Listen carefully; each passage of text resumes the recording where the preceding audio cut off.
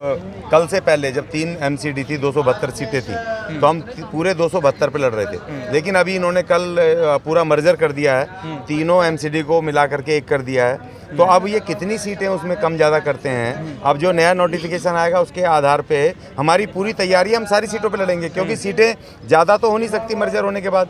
हो सकता है कुछ कमी हो, लेकिन हम फिर भी हम 272 के लिए तैयारी पर हैं और हम पूरी सीटों पे लड़ेंगे। मैं ये देख रहा हूँ कि बड़े बड़े एमपी आपने पूर्व सांसद तक को उतार दिया इसमें, क्या हो पाएगा इनसे, इन लोगों से जो आपके साथ हैं?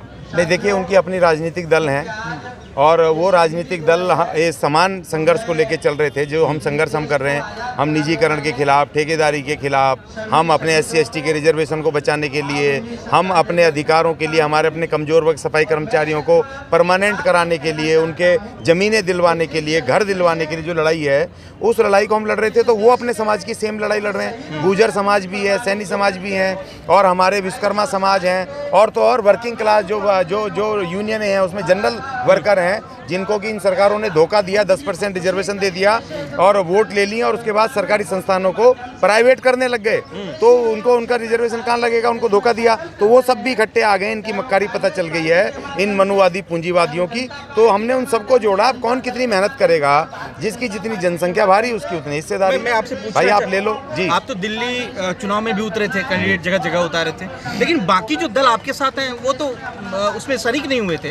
तो कहीं ऐसा नहीं लग रहा है कि सिर्फ आप बड़े चेहरे हो, बाकी जो लोग हैं वो सिर्फ नाम के हैं, या क्या है इसमें? देखिए, हम पूरी तरह सतर्क हैं, क्योंकि आपने सही कहा। हमने पिछली बार भी हमने वो करने की कोशिश की थी कि भाई हम इसमें मोर्चा बनाए, लेकिन वो चले पीछे हट गए।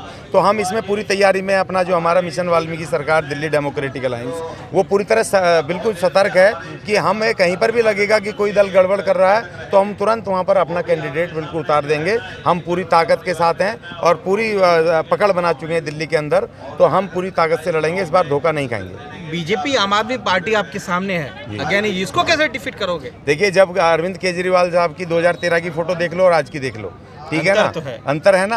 तो इसीलिए, लेकिन फिर तो मैं तो फिर भी बहुत अच्छा हूँ उनसे, है ना। और मैं ऐसा ही रहूंगा, चाहे सत्ता के बाद भी और हो, क्योंकि मेरे में कोई फर्क नहीं आने वाला है। तो इसीलिए नाम बड़े जनता करती है और जनता ही इनको नीचे गिराएगी, इनके नाम छोटे करेगी। तो इसलिए हमें कोई डर नहीं है, क्योंकि वोट हमारा है। 40 लाख वाल्मीकि समाज का वोट है और उसमें गुर्जर समाज, सैनी समाज, विश्वकर्मा समाज, ये तमाम जुड़ जाएंगे, वर्किंग क्लास जुड़ जाएगा। तो फिर तो हमें कोई हरा ही नहीं सकता। अखिलेश यादव हार रहे हैं ईवीएम के चक्कर में, ट्वीट कर रहे हैं कि ईवीएम हरा गई हमको, ये हो गया वो हो गया।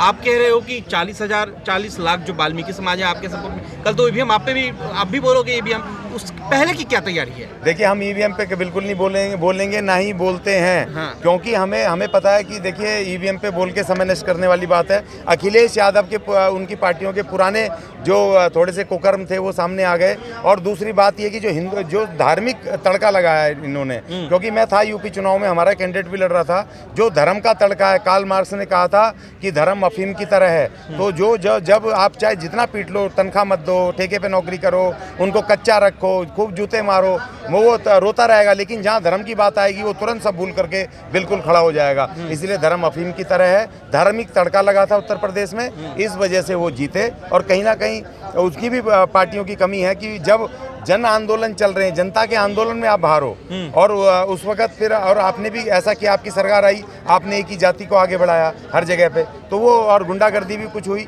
उसका फायदा वो ले गए।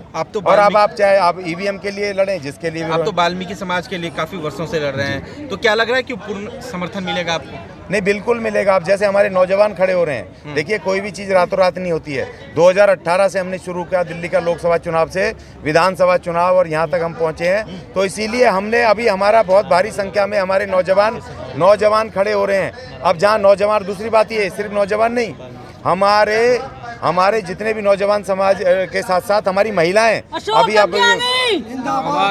अभी जो हमारी महिलाएं सबसे ताकत में अभी आपको मिलवाएंगे। हमारी महिलाएं वाल्मीकि समाज की सबसे ज़्यादा चुनौती दे रही हैं। उनको हमारी बात समझ आ रही है, उनको लग रहा है हमारे बच्चे का क्या होगा। अब आज ये सब कुछ बेच डालेंगे, पक्की नौकरी सफाई की ख़त्म कर दी, हमारे 4-4 घंटे हमारे DTC जैसे में नौकरी करवा रहे हैं। और केजरीवाल और बीजेपी कह रही है कि इन सफाई कर्मचारियों को 8 घंटे की नौकरी क्यों दे रहे हो, ये तो 2 घंटे का काम है, इनको 4 घंटे पर रखो। इनको क्यों दे रहे हो आप 20-50 हज़ार रुपये, इनको तो 5-5 हज़ार रुपये दो। क्योंकि ये तो हमारे बिल्कुल पैदाइशी गुलाम है, वो कह रहे हैं, खुला कह रहे हैं। तो इसीलिए हमारी लड़ाई बड़ी है, हम अपने समाज की, अपने लोगों की लड़ाई को आगे लेकर हिस्सेदारी बढ़ की रहे लड़ाई हैं। है। और हिस्सेदारी की लड़ाई है, शासन सत्ता की लड़ाई है। अब हम अपनी कलम से अपने समाज और पूरे देश और दुनिया का तो भला दिल्ली करें। पे वाल्मीकि समाज का कब्जा होगा। कब्जा होगा, 2025 में मुख्यमंत्री बनेगा वाल्मीकि। आज का आपके चैनल से मैं घोषणा कर रहा हूँ।